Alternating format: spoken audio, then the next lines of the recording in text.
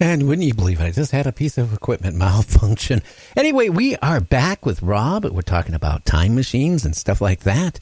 I was just also checking, that Charlie Chaplin film, too. You're right. But still, back then, they didn't have transistors. They didn't have integrated circuits. So even a hearing aid would have required at least a tube or two device. Tubes weren't small and compact. And on top of it, the battery supply back then. So, I find that very interesting. And where she was like walking in the scene, I do think that was some type of telecommunication, cell phone or telecommuter of some type. Are you still there, Rob? Well, hopefully we didn't lose you. I hope not. Oops, sorry about that. Oh, that is okay. I pressed the mute button. I'm so sorry. Long day. But what I was going to say was just because we don't have that capability at that particular time doesn't mean someone from the future didn't. And she might have been a time traveler in disguise.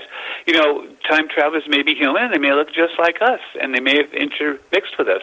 Maybe she was talking to another archaeologist whose type of archaeology is to actually go back and live in that time and see what it's like. We just don't know. But did you just look at that movie, or? I just went and looked at a little teeny clip of it, real quick, on the internet. Yeah, I mean, she's definitely carrying something. She's definitely talking, and she's not talking to anyone around her because they all have her backs to her and are just passing her by or walking ahead of her. I mean, she's in the middle of a crowd in a busy street in a big city. So who's she talking to? Well, she was talking to somebody, and I don't think she was talking to herself, and it certainly doesn't look like it was faked at all, and it wasn't dropped in that film. And also, again, the device itself looked way more modern than anything it could have been made. And I think was that in the 20s with Charlie Chaplin? Yes, yeah, and the film hasn't been retouched. I mean, it's just...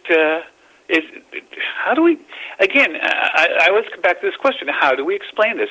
Well, there's the principle of Occam's razor, and you can come up with elaborate theories, and they all might be equally valid, but then you have to choose the simplest one, because according to scientists, the simplest explanation is usually the best. And so you either have an elaborate theory about these things, or you have a very simple one, time travel. And because time travel doesn't just explain part of it or a bit of it, like the scientist with the hammer. Oh, well, there could be rapid fossilization under certain circumstances. That didn't explain the purity of the iron in the hammer head, which is purer than the iron we use. So it's just 96% purity, and it doesn't explain all those odd alloys in these screws found.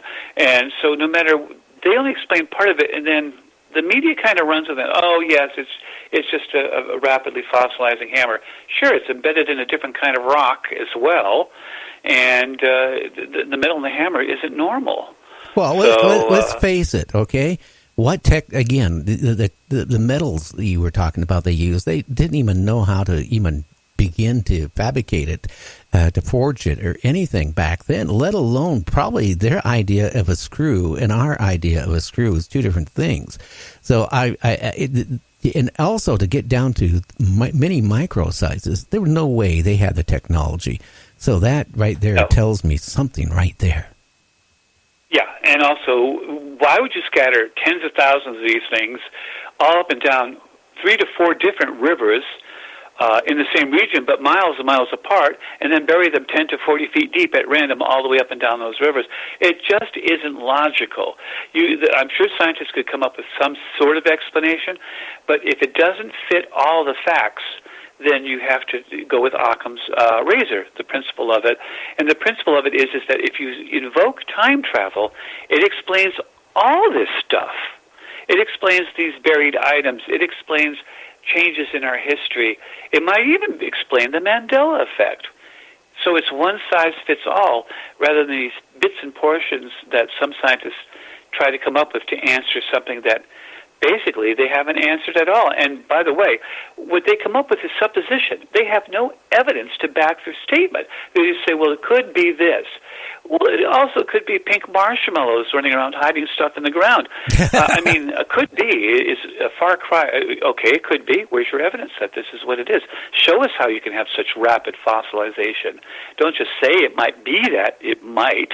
Well, it might be, but chances are it probably isn't, because you can't show me a process that would create that effect. Well, I think, and maybe, again, you can take this totally wrong, Rob, and some of the listeners might take this wrong.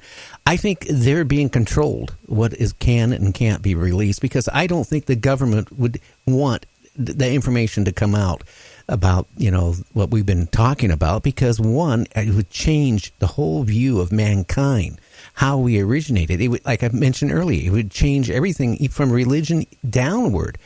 If we have, spawned in others, going back 6,000 years or 60,000 years, or being, footprints, fossilized, they don't want that information out. Could you imagine?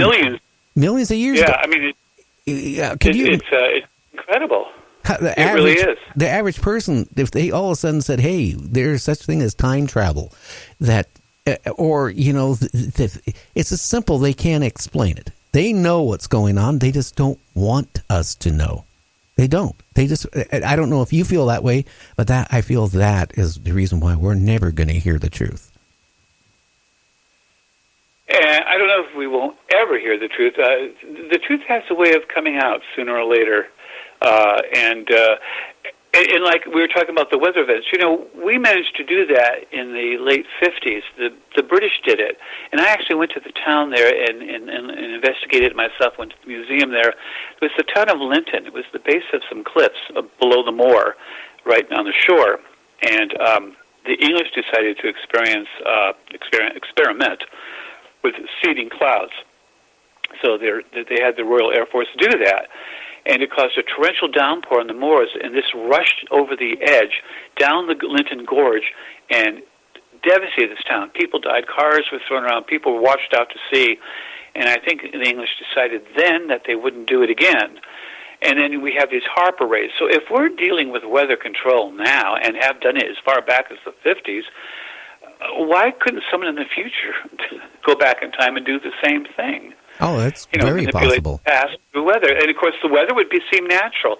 But even though if they did do this, it doesn't seem quite natural enough, because our history shows that the people were amazed and astounded at this happening, and even struck memorial medallions and coins to commemorate it, and embodied it in their culture, as with the kamikaze, the divine wind. These were extraordinary events for the peoples at that time, including us in America in the War of 1812. No one can explain how a tornado suddenly went right down the main boulevard and decimated the British troops and forced them to retreat. I mean, this is pretty amazing stuff. Either all these people and nations at the time were extremely lucky, Japan twice, or somebody was interfering. I take the last thing the remarks you made. Somebody was interfering. Now, somebody was mentioning about HAARP. What HAARP does is sends out the signal. It heats up the ionic sphere. And by heating up the ionic sphere, they have different stories about what it's going to do. But by doing it, it's going to, number one, change the weather patterns. So, right. So I think that's what they've been experimenting. Yeah. But whatever they're doing, it sure hasn't worked with Antarctica, breaking up and melting as fast as it can. For the second time in history, you go to Alaska, right? You don't see any ice anymore on any of the beaches. And, you almost feel like you're walking in, I hate to say it, in Florida. The temperatures has gone crazy. So I think HAARP hasn't worked what they anticipated to be doing. Well, whenever you start messing with nature, you can always have some serious repercussions you didn't count on, that's for sure. And I do believe that that's the case with HAARP. When you start moving the steering currents around, the jet streams, there's a lot of unintended consequences. And that does make you wonder, if they had unintended consequences. I mean, they might have, for instance, if you want to create a hurricane to strike the Philippines, well, that hurricane, once formed, is going to go on to strike China and Japan. So that's the unintended consequences, perhaps. But yes, I do think that, and if you create a drought in one country, you're going to create floods in another country. Oh, yeah. So, yeah, so I do think that is the case. I think our government often does stuff without. I mean, again, they blew up the atomic bomb, and some physicists said there was a small probability it could ignite the atmosphere of the Earth and wipe out the planet. Did it stop them? No, they did it anyway. They did it anyway. That's the spooky part. Damn the consequences and full speed ahead. So what makes us think that they've changed?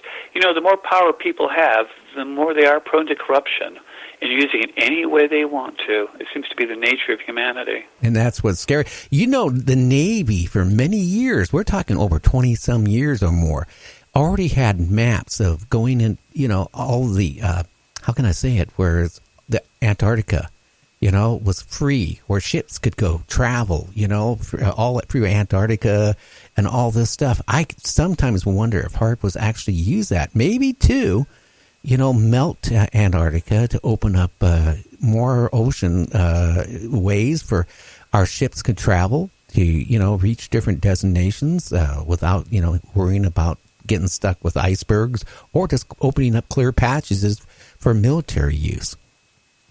Well, that would be the Arctic, and in Antarctica, if we were to clear the ice off of that, you have a whole continent of resources available to you. All that wealth and resources just waiting to be dug up and exploited. So, yeah, there is motivation for it, no doubt. Of course, the unintended consequences might be the rise of sea levels, but then again, maybe they don't care. Honestly, I don't know what their motivation might be for that.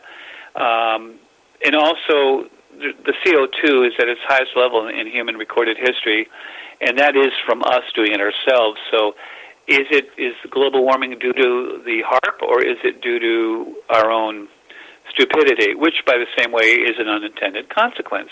We want all this cars and boats and trains and planes, and to build them, you have to have factories, and they spew out pollution. Yeah, but the HAARP thing has always got me concerned because maybe it went past the tipping point. You know, they were doing so much of, heating up the ionosphere to, you know, try to change weather patterns and stuff like that.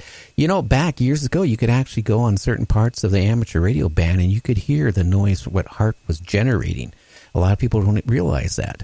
But I think whatever has happened, it's gone to a point of no return. It went farther than it should have went, or they're doing it purposely, like you mentioned, to be able to harvest, you know, the minerals of Antarctica.